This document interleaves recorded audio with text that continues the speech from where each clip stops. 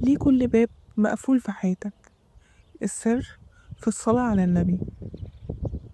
حاسس إن في حاجات كتير قوي واقفة في حياتك، أبواب مش بتتفتح، دعوات بتقولها بقلبك ومفيش استجابة رغم إنك بتصلي وبتدعي، بس دايما حاسس إن في حاجة ناقصة. الحاجة دي هي الصلاة على النبي. عارف يعني إيه تصلي على النبي؟ يعني تبعتله سلام من قلبك، وربنا يفتح لك معاه كل باب مقفول. النبي صلى الله عليه وسلم قال: من صلى علي واحدة صلى الله عليه بها 10. يعني كل مرة بتقول اللهم صل وسلم على سيدنا محمد، ربنا بيصلي عليك انت، بيذكرك وبيرحمك وبيفتح لك من أبوابه اللي محدش يقدر يفتحها غيره. في حديث تاني إن راجل راح للنبي صلى الله عليه وسلم وقال له: أجعل لك صلاتي كلها؟ يعني كل دعائه يبقى صلاة إبراهيمية أو صلاة على النبي فقط؟ النبي صلى الله عليه وسلم رد عليه وقال له: إذن تكفى همك ويغفر لك ذنبك. يعني كل هم في قلبك بيتشال وكل ذنب بيتغفر ببساطة بالصلاة على النبي. في قصة بنت بتقول كانت كل ما يتقدم لها عرسان الموضوع يبوظ وبدون سبب.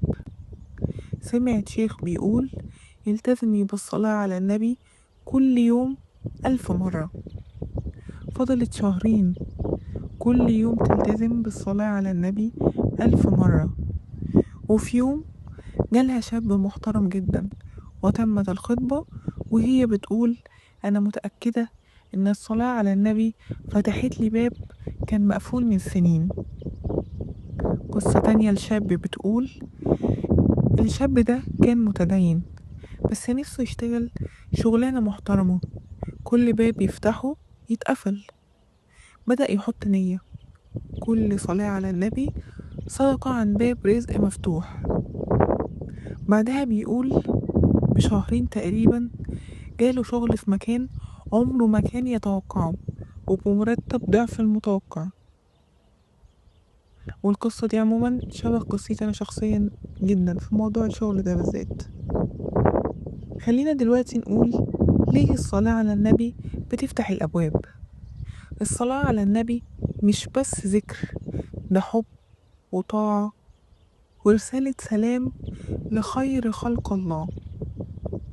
كل مرة تصلي على النبي بتقول لربنا: أنا بحب نبيك، أنا بفتكر حبيبي اللي تعب عشان يوصل لي الإسلام، أنا بقدر النعمة اللي اسمه في قلبي.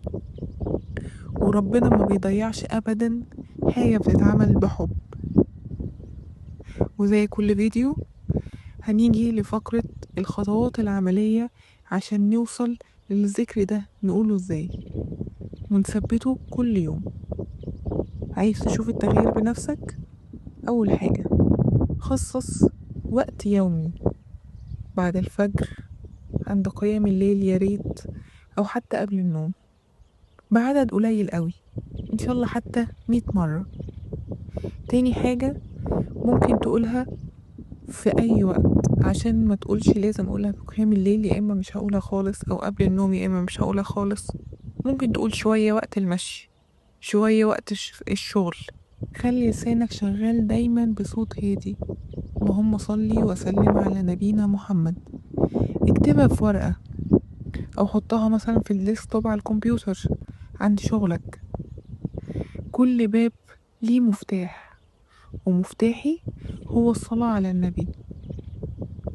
لما تحس انك متضايق ما تترددش وقول: اللهم صل على محمد وعلى آل محمد كما صليت على إبراهيم وعلى آل إبراهيم إنك حميد مجيد.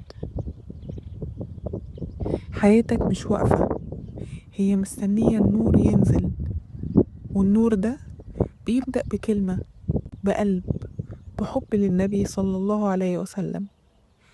لو نفسك باب يتفتح أو رزق يجي أو دعوة تستجاب، خلي أول خطوة الصلاة على سيدنا محمد.